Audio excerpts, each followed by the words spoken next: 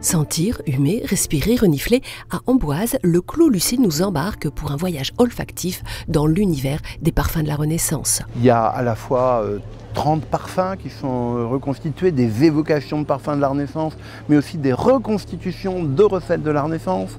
Et quand on parle de la Renaissance, Léonard de Vinci n'est jamais très loin.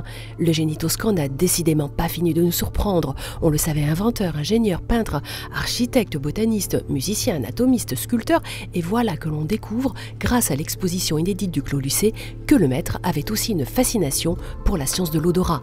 Comme en témoignent d'ailleurs ses dessins exceptionnels, prêtés pour l'occasion par la Bibliothèque ambrosienne de Milan. On a reconstitué un alambic de Léonard, on l'a fondu avec un souffleur de verre de Toscane. Si l'exposition explore l'intérêt de Léonard de Vinci pour les parfums, elle lève aussi le voile sur les origines de la mère du maître, Caterina, une esclave affranchie originaire d'Orient.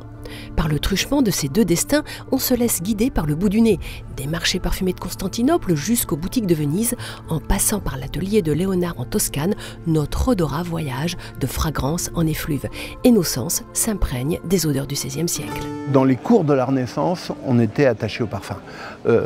Parce que c'était un moyen de distinction et parce que les parfums avaient une valeur érotique, une valeur curative parfois et une valeur religieuse. On pense à l'encens. Seules les fragrances animales permettent de conserver longtemps les parfums. Ce qui fait durer les parfums de la Renaissance, ce sont des substances animales.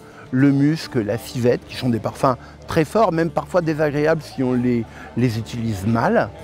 Mais ce qui est la révolution de la Renaissance, c'est qu'on commence à distiller avec des alambics, des huiles, des alcools, et à produire ce qu'on appelle des enfleurages, c'est-à-dire avec du gras végétal, magnifier l'odeur des fleurs.